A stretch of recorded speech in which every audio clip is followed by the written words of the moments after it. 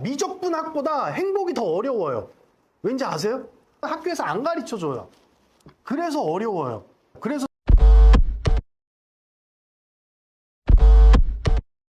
행복은 마음먹기에 달렸다는 말들을 하는데 그게 맞나요? 행복이 마음먹기에 달렸다라는 말은 헛소리에 가까울 수도 있습니다. 근데 제가 헛소리라고 하는 이유는 이런 거예요. 마음먹기 달린 건 맞으나 어떻게 마음을 먹어야 하는지가 사람들이 잘 몰라요. 그래가지고 일종의 정신승리 이런 거 하는 경우가 많습니다. 정신승리의 대표적인 예가 소설, 그 아큐정전이라고 하는 소설에 보면은 정신승리의 대표적인 예가 나오는데요. 그 아큐라는 사람이 중국의 청나라 사람인데 왜 큐냐면 이렇게 중국 사람들 이렇게 변발하고 다니잖아요. 그게 그 알파벳 Q자처럼 생겼죠. 그래서 아큐 정전이에요. 아큐라고 하는 사람의 일대기예요. 그런데 그 정신승리의 끝판왕이에요. 그 사람이. 그 사람은 글도 잘 몰라요. 그리고 능력도 떨어져요. 뭐 이렇게 전반적으로 다 못난 사람이에요. 그런데 이런 식으로 생각을 하고 살아가는 거예요. 주변 사람들이 나를 이렇게 때려. 그러면은 두드려 맞으면서 무슨 생각을 하냐면 쟤네들은 무식해서 그런 거고 나는 똑똑하니까 쟤네들이 나 질투해서 그런 거야. 그리고 동네 사람들한테 두드려 맞고 살아요. 또 이제 동네 사람들이 막 이렇게 비난을 하게 되면은 아, 저 사람은 이제 뭘 몰라서 그런 거고 나는 현명하니까 이걸 편안하게 넘겨야 돼. 이렇게 생각을 하는 거예요. 그러니까 정신승리 하는 거예요. 그러면서 끝내는 자기가 정신승리까지 해서 어디까지 가냐면 사형까지 당합니다. 무고죄로. 무고에 휩쓸려서 사형을 당해요. 그러는 순간까지 정신승리하고 있어요. 그래서 이 정신승리가 사실 마음가짐의 대표적인 사례잖아요. 그래서 이게 헛소리라는 거예요. 그러면 우리가 그 아큐를 보면서 쟤는 과연 행복하게 살았을까? 라고 의문을 가지면 그 아큐가 과연 행복했을까요? 그렇게 보이지는 않는단 말이에요. 또 서양의 대표적인 정신승리가 있죠. 돈키호테. 돈키호테가 이제 막 약간 좀 망상장애 환자인데 그 돈키호테 같은 망상을 가지고 우리가 살아간다고 쟤는 정신이 똑바로 박혔고 굉장히 멋있는 사고방식을 가지고 있고 굉장히 행복하게 사는 기사야. 이렇게 생각할까요? 그렇지 않단 말이에요. 풍차를 보고 공룡이라고 하고 쫓아가고 막 또 자기 당나귀 보고 막 엄청나게 큰 멋진 백마라고 그러고 이렇게 망상하고 살게 되면 그게 과연 행복할까요? 그렇지는 않단 말이에요. 그거는 망상에 가깝습니다. 그래서 마음먹기 달렸다라는 말이 이 망상으로 갈 수 있는 위협이 많이 됩니다. 그래서 마음먹기 달렸다가 이제 헛소리에 좀 가까울 수 있고 그렇다면 어떤 마음을 먹어야 되느냐 그냥 상황을 긍정적으로 보라는 얘기가 아니라 내 마음을 행복하게 하는데 바르게 써야 한다는 얘기예요. 그 행복하게 하는데 바르게 쓰는 방법을 우리가 이해하기 이전에 그럼 불행한 사람들은 어떤 사람이냐를 이해를 하면 행복한 사람이 어떤 사람이냐를 우리가 이해할 수 있겠죠. 우리가 돈키호테라든가 아큐를 보게 될 때 그들을 가지고 우리가 행복하다라고 생각하진 않아요. 좀 이상하다라고 생각하지. 그런 이유는 뭐냐면요. 우리가 불행이라고 생각하는 상태는 결핍이 많은 상태가 불행한 상태입니다. 심리학적으로 불행 이퀄 결핍이에요. 그러면 결핍은 왜 생기는 거예요? 욕구가 있어서 그래요. 욕구가 없으면 결핍도 없겠죠. 근데 욕구가 있기 때문에 결핍도 있는 거예요. 그래서 불행해지는 거예요. 자, 그러면 이렇게 생각해 봅시다. 불행의 원인은 결핍이에요. 그리고 결핍의 원인은 욕구예요. 그죠? 그 행복해지는 방법은 뭐예요? 욕구를 실현하면 됩니다. 그럼 결핍이 사라지겠죠. 그럼 결핍이 사라지면 어떻게 돼요? 불행도 행복으로 바뀌는 거예요. 그래서 나의 욕구를 얼마나 실현해 가느냐가 즐거운 만큼 행복해지는 거예요. 내가 어떤 삶을 살고 싶어? 그 삶을 내가 현실적으로 실현해 갈 수 있는 만큼 행복해지는 겁니다. 그래서 심리학자 에브람 메슬로우는 그 자아실현의 심리학을 이야기하면서 여기서 자아실현이라고 하는 건 행복한 사람의 끝판왕이라고 생각하시면 되는데 그 행복한 사람들, 그렇게 무지하게 행복한 사람들은 도대체 어떻게 사는 사람들인가라는 걸 조사해 봤더니 그들 공통적으로 다 굉장히 현실적이랍니다. 그러니까 이상주의자가 아니에요. 내가 원하는 삶은 이거야. 그리고 나 이런 삶을 이렇게 이뤄갈 거야. 그리고 이뤄가고 있어. 이루었어. 이런 것들을 굉장히 현실적으로 생각하는 사람들이더라. 막연하게 그냥 막 정신승리하면서 그렇게 사는 사람들은 아니더라. 그래서 내가 어떤 삶을 원하는지가 설정이 돼 있고 그것을 내가 얼마나 실현을 할 것이며 어떻게 실현을 해가고 있고 그리고 어떻게 실현하고 있느냐. 이게 잘 이루어지고 있을 때, 이런 현실성을 갖고 있는 마음가짐을 낼 때 우리가 행복해지는 거예요. 막연하게 상황을 긍정적으로만 본다고 행복해지는 게 아니라 이런 것들이라고 하면은 어떤 삶을 원하냐, 그걸 어떻게 이뤄가고 있느냐가 여기에 내가 마음을 제대로 낼 때 우리가 행복해지는 겁니다. 그렇다면 우리가 행복하지 못한 진짜 원인은 마음가짐이 아니라 무엇 때문일까요? 조금 전에 말씀드린 것처럼 행복이라고 하는 건 일단 내가 어떤 삶을 원하느냐가 명확히 설정이 돼야 돼요. 그리고 어떤 삶을 내가 원해. 이건 단순히 직업만을 이야기하는 건 아니에요. 내가 어떤 사회적 기능이라든가 또는 어떤 재산 상태라든가 어떤 관계를 맺고 사는 거라든가 그 상태를 내가 일단 희망을 해야 돼요. 그리고 희망을 한 상태에서 그것을 내가 얼마나 이뤘느냐도 중요하지만 이루지 못한 것도 있을 거 아니에요. 그것 또한 우리가 수용을 해야 된다는 얘기입니다. 그래서 불행한 사람들 같은 경우에 내가 결핍이 있으면 안 된다고 생각을 해요. 결핍이 있으면 안 돼라고 생각을 합니다. 그런데 결핍이 되는 게 당연한 거예요. 내가 오늘부터 성적을 올려가지고 내가 100점을 맞을 거야. 내가 지금 현재 상태 50점이야. 그런데 내가 100점을 맞을 거야. 그럼 50점 결핍돼 있죠. 그 마음을 먹은 순간 50점이 결핍이 되는 거예요. 이걸 수용을 해야 돼요. 근데 이걸 수용을 못하게 되면 100점까지 가는 과정이 또 지옥이에요. 그래서 일부 사람들은 이렇게 이야기를 하죠. 특히 이제 불교 쪽에 이제 공부를 많이 하신 분들은 이렇게 이야기합니다. 불행의 원인이 결핍이죠. 그러면 결핍의 원인은 욕구네요. 욕구 자체가 사라지면 결핍도 사라지겠죠. 그럼 불행도 사라지겠네요. 이건 불행하지 않은 상태지 행복한 상태가 아니라는 거예요. 욕구가 사라지면은 불행은 없어. 근데 행복도 없는 거예요. 그래서 모든 게 그냥 멍한 상태가 됩니다. 모든 게 멍하고 왜 살지? 이런 상태가 돼요. 말씀하신 욕구 실현이라는 것이 욕구를 실현하는 과정을 말하는 건가요? 그 과정도 행복일 수도 있고요. 결과도 행복일 수는 있어요. 근데 이거 산수 수학적으로 보자는 얘기예요. 내가 원하는 삶이 있죠. 그거 분해 이룬 삶이 있을 거예요. 그죠?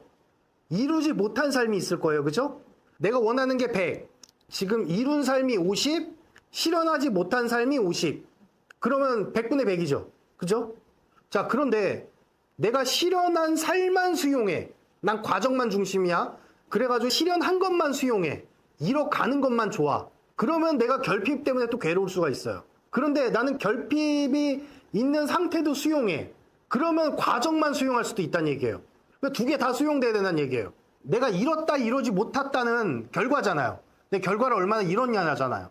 그래서 결과도 수용해야 된다는 얘기예요. 내가 지금 30% 이뤘어. 내가 40% 이뤘어. 50% 이뤘어. 그런데 내가 70% 이루지 못했어. 60% 이루지 못했어. 30% 이루지 못했어. 이것도 수용해야 된다는 얘기예요. 결과가 얼마나 이루어졌느냐, 그리고 이루어지지 않았느냐 모두 다 수용을 해야 된다는 얘기죠. 그래서 결과, 과정 다 포함하는 거예요. 그래서 얼마나 수용하느냐가 중요한 거예요. 그런데 내가 원하는 삶이 아주 없다. 그럼 어떻게 될까요? 멍해집니다. 그냥 살게 됩니다. 그냥 살게 되면 어떻게 되냐면요. 내가 왜 살지라는 생각이 나요. 그래서 우울증 오는 사람들도 있어요. 그래서 결과 중심이냐, 과정 중심이냐라고 얘기할 때는 둘 다 사실은 그렇진 않고 정확히는 제 표현으로는 역할 중심입니다. 기능 중심이고. 인간의 삶은요, 다른 동물의 삶과 좀 달라요. 이제 다른 동물들 같은 경우에는 생존의 이유가 뭐냐면 번식이에요. 다른 동물들은 유전자의 명령에 따라서 생존의 이유가 번식이에요.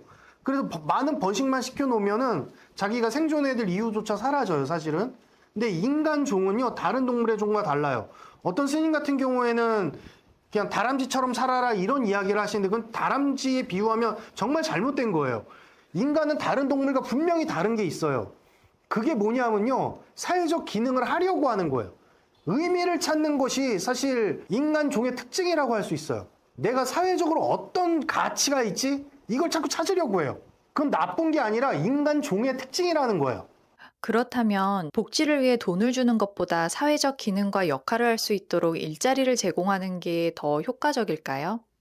훨씬 효과적입니다. 단순히 돈을 주는 것보다 그들에게 사회적 기능을 통해서 경제적 이득을 얻게 만드는 것이 훨씬 효과적이에요. 그래서 제가 생각하는 그런 사회복지 모델은 방금 얘기하시는 그런 겁니다. 어떤 독거노인이 있다고 그러면 독거노인들끼리 어떤 네트워크를 만들어서 서로 돌보기 무슨 플랜을 세워. 몇 번 돌봤다라고 할 때 뭐 경제적인 지원이 나가.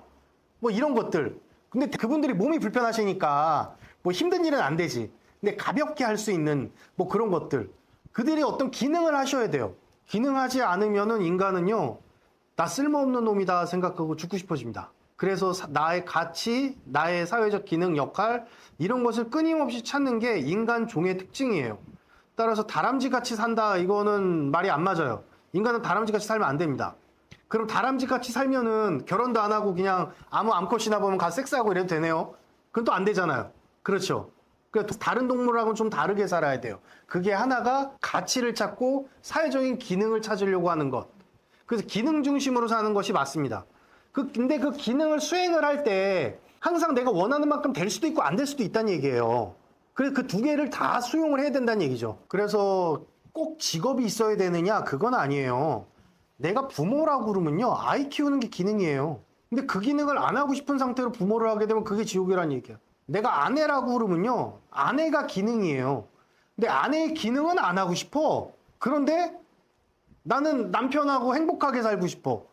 이러면 문제가 된다는 얘기예요. 그럼 행복은 책임감과 관련이 있나요? 관련이 있죠.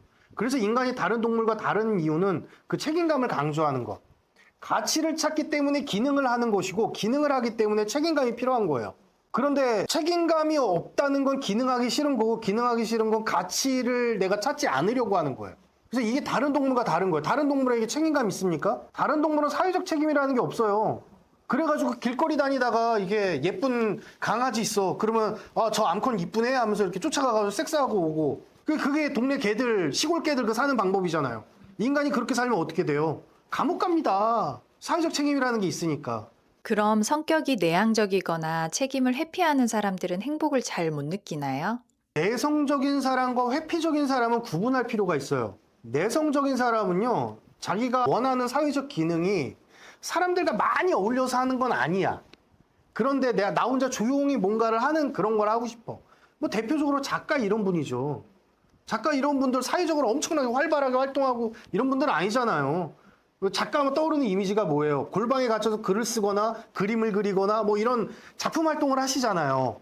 근데 그런 분들이 엄청나게 막 네트워크를 형성하고 이런 기능은 아니잖아요. 근데 그런 분들은 그냥 내성적인 거죠. 내성적인 거고, 회피적인 거는 내성적인 것과 다른 거죠. 내성적인 것은 내가 사람들 안 만나는 기능을 하고 싶은 사람이고, 그리고 내가 혼자서 뭔가를 해야 되는 일을 하고 싶은 그런 사람들이고, 근데 회피적인 사람들은 책임을 안 지고 싶은 사람들이죠. 그래서 사회에서 도망치고 싶은 사람들이에요. 그런 사람들 같은 경우에는 책임감이 많이 낮죠. 회피적인 사람들은. 회피성 인격장애 특징 중에 하나가 무책임감. 그럼 회피형 배우자한테는 어떻게 대처를 해야 할까요?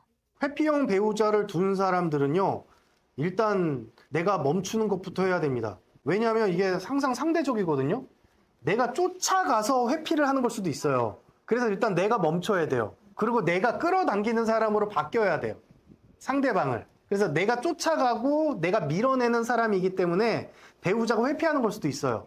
그래서 내가 멈추고 끌어당기는 사람으로 바뀌어야 돼요. 일단 그것부터 해야 돼요. 그런데도 내 배우자가 회피를 한다라고 한다면 그분은 회피적인 사람이 맞아요. 그런데 내가 끌어당기는 사람으로 바뀌면 웬만한 사람은 다 나한테 다시 와요. 그들이 정말 회피적인 사람이라고 그러면 기본적으로 사회생활이 안 되거든요. 직장 안 다니고 직장에서도 맨날 잘리고 항상 그만두고 막 직장 뭐 대여섯 번씩 바꾸고 사회생활 안 하려고 그러고 이런 사람인 경우에요. 이런 사람들인 경우에는 그냥 확실히 회피적이다. 그런데 직장생활 멀쩡히 하고 있고 돈 잘 벌고 있어. 그런데 그 사람은 회피적이라고 할 수는 없어요. 그래 대부분 아내분들이 회피적이다라고 이야기하는 경우에는 보통은 아내분들이 밀어내거나 또는 쫓아가는 에너지가 강해서 그런 경우가 있어요. 그래서 멈추고 끌어당기는 에너지로 본인의 기운을 좀 바꾸셔야 됩니다. 그런 거 가르쳐드리는 강의가 저희 홈페이지에 들어오시면 다 있어요. 방금 행복에 대한 얘기를 많이 했잖아요, 우리가. 뭐 회피적인 사람은 어떻게 돼야 되느냐, 어떻게 끌어당겨야 되느냐, 무엇을 원해야 되고 어떻게 실현해가야 되느냐, 어떤 결핍을 수용해 가며 기능은 무엇이고 이런 행복에 관한 기본적인 메커니즘과 공식들을 저희 홈페이지에 들어오셔서 강의를 들으시면 다 배우실 수 있습니다. 그러니까 행복이 왜 어렵냐면요. 일단 학교에서 안 가르쳐줘서 어려워요. 그러니까 미적분학보다 행복이 더 어려워요. 왠지 아세요? 미적분학 같은 경우에는 학교에서 가르쳐주기 때문이에요. 근데 어떻게 행복하게 살아야 되지는 학교에서 안 가르쳐줘요. 그래서 어려워요. 그래서 저희 같은 기관이 또 있는 거죠. 그래서 어떻게 행복하게 살아야 됩니까? 저희 홈페이지에 들어오셔서 배우시면 됩니다. 학교에서 못 배운 거 지금 배운다고 생각하시고 배워가시면 돼요. 그러면 많은 것들이 저절로 그냥 해결되는 경우들이 참 많아요. 뭐 부부 문제라든가 연애라든가 경제적인 문제, 회사의 스트레스 이런 것들이 저절로 해결되는 경우들이 되게 많아요. 왜냐면 내가 기존에는 불행한 메커니즘으로 살던 사람이에요. 그러니까 불행해질 수밖에 없는 기능을 하고 있었어. 그런데 여기 와서 교육을 받고 행복해지는 기능을 하게 되는 거죠. 그럼 나머지들 물려있는 톱니바퀴들이 다시 돌아가는 경우가 있어요. 나에게 물려있던 배우자, 나에게 물려있던 자녀, 나의 톱니바퀴에 연결돼 있던 뭐 동료 관계들, 회사, 사업 뭐 이런 것들이 내가 바르게 돌아가면서 함께 다시 맞물려서 제대로 돌아가는 그런 현상들이 상당히 많이 목격됩니다. 그러니까 어떤 분 같은 경우에는 우울증 때문에 제 강의 들으시고 우울증 해결된 건 당연한 거고 덤으로 시험 성적이 많이 올랐다고 뭐 이런 분들도 계시더라고요. 그래서 그런 것들이 저절로 해결이 되는 신기한 경험을 하실 수 있게 될 겁니다. 마지막 질문하고 우리 끝낼까요? 마지막으로 행복해지고 싶은 사람이 가장 먼저 바꿔야 하는 것은 무엇일까요? 행복해지고 싶다면 일단 첫째로 원하는 삶을 이루지 못해도 괜찮다. 항상 우리는 결핍이 있습니다. 따라서 원하는 삶을 이루지 못해도 괜찮다.